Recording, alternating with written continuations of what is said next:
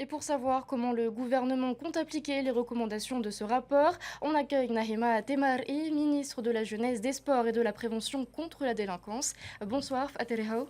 Yorana Emma et Yorana à tous vos téléspectateurs. Dans son rapport, la CTC insiste sur la nécessité de faire voter à l'Assemblée avant la fin de l'année votre schéma directeur de la jeunesse.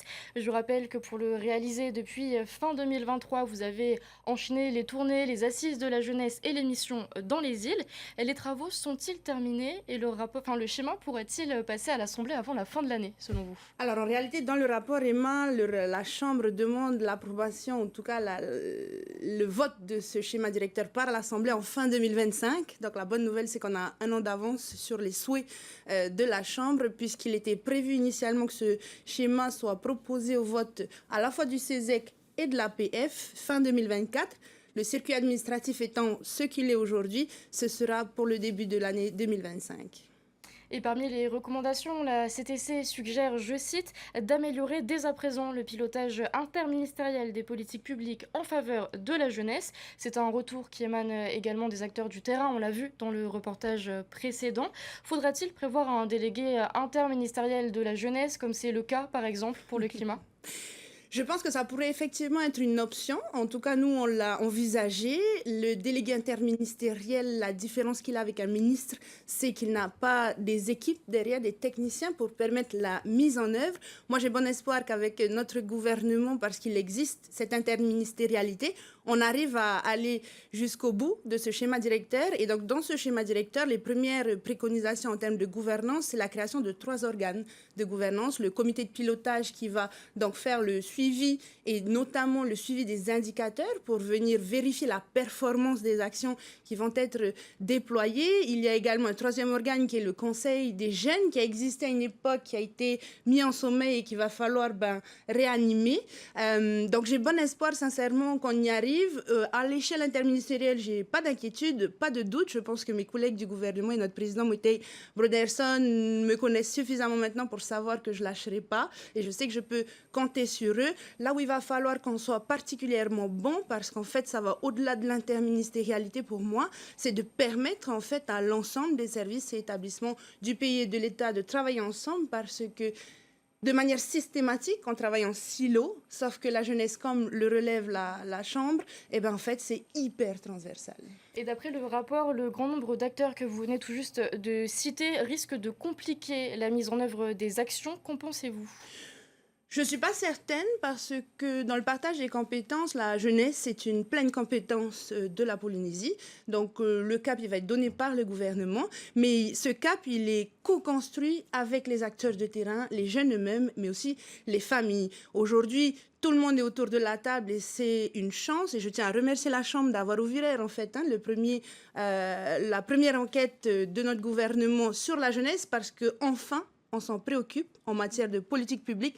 Enfin, on le dit, on n'en fait pas assez, on ne le fait pas correctement, puisque je rappelle que ce rapport de la CTC est posé sur 3 années, un peu plus de 3 années, sur un mandat 2018-2023. Et aujourd'hui, la bonne surprise pour nous, c'est qu'au final, le cap qu'on a pris pour la jeunesse, avec la jeunesse, pour ce schéma directeur Forever Young 2035, va venir répondre aux interrogations de la CTC. Et la lutte contre les addictions étant de vos principaux défis, la sensibilisation ne suffit pas, on le sait. On attend toujours la création du pôle de santé mentale qui ne cesse d'être repoussé depuis 2019. Sur le territoire, il n'y a pas non plus de structure hospitalière dédiée au sevrage. Quand est-ce que le pays va passer à la vitesse supérieure sur ces sujets? Alors, la vitesse supérieure, pour moi, ça va être la concrétisation de tout ça. Donc, la bonne nouvelle, c'est qu'on s'est saisi au niveau de la jeunesse. C'est un sujet que la jeunesse n'a jamais porté, qui a souvent été porté par la santé. Donc là, l'idée, c'est de venir travailler en partenariat étroit avec notre ministre de la Santé, Cédric Mercadal, sur le volet infrastructure. On le sait, le système actuel. Quand est-ce qu'on pourrait aller voir ces infrastructures? Vous avez déjà des idées ou... En principe, fin 2024, début 2025, on a le pôle de santé mentale qui sort. Jusqu'à preuve du contraire, il n'y a pas de modification, sauf si derrière, il y a effectivement tout un lot de contentieux qui est mis en place, parce que c'est aussi le quotidien de l'administration. Là où je veux en venir, c'est qu'on a une initiative du privé qui a été menée par le collectif de Tere Inui Amblin, et je les remercie sincèrement parce que la vie civile va bien plus vite que l'administration. Et derrière, il va falloir qu'on récupère tout ça. Et donc, il y a le plan, le Diag Ice qui va sortir en ce qui concerne la méthamphétamine, mais on a d'autres initiatives qui viennent encore une fois de la vie civile. On a des groupes de parole avec un programme d'Aver-I-Pied qui s'appelle ONIHI, qui va permettre de créer des groupes de parole, d'accompagner les familles en attendant que les infrastructures soient disponibles. Et c'est tout l'enjeu finalement d'un gouvernement et d'un ministre, c'est qu'on a les objectifs à long terme et notamment les infrastructures, parce que ce sont des dossiers qui prennent du temps. Et on va avoir les mesures transitoires qui vont permettre en fait d'accompagner jusqu'à temps que les infras puissent être disponibles. Il y a un autre défi de taille auquel vous êtes confronté, c'est le manque de centralisation et d'harmonisation dans le suivi des données concernant les jeunes. Pour y remédier, vous prévoyez de créer un observatoire de la jeunesse et de l'éducation populaire. En quoi ça devrait consister exactement ? Eh bien, je vais vous donner un exemple. Le rapport qu'on évalue aujourd'hui, duquel on parle, il a été quand même lancé au mois de septembre l'année dernière avec une prévision de finalisation au mois de février. Résultat des courses, on est en novembre pour la simple et bonne raison qu'il a été impossible aux équipes de la CTC de collecter suffisamment de données. Donc cet observatoire, son objectif, c'est de venir collecter, coordonner la data, suivre la mise en œuvre et les résultats de ce schéma directeur. Mais j'ai aussi entendu les inquiétudes des politiciens qui siègent à l'Assemblée de la Polynésie française et qui ont bien plus d'expérience que nous, qui nous disent ouais, il y a des observatoires. Donc l'observatoire va être créé, il va être doté de moyens humains et financiers, parce qu'en fait, quand bien même le rapport de la CTC est accablant, de 2018 à 2023, j'ai personnellement le sentiment que ça fait bien 10-15 ans que nous n'avons rien fait de concret pour permettre à notre jeunesse de s'émanciper et de trouver sa place dans la société d'aujourd'hui. Ce sont donc sur ces mots que s'achève cette interview.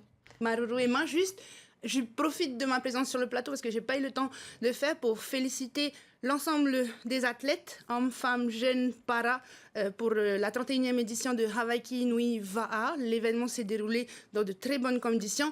Évidemment, j'associe à ces remerciements et à ces félicitations le comité organisateur local, l'ensemble des tawanas, des communes, mais aussi et surtout, parce qu'on les oublie souvent, les clubs et les coachs. Maruru à toutes les familles pour cette mobilisation. Vous étiez près de plus de 1000 athlètes à prendre le départ au Rarumatei et longue vie au Va'a, longue vie à Hawaiki Nui. Merci beaucoup Nahima pour ce dernier message et d'avoir accepté notre invitation ce soir. Maruru et à bientôt.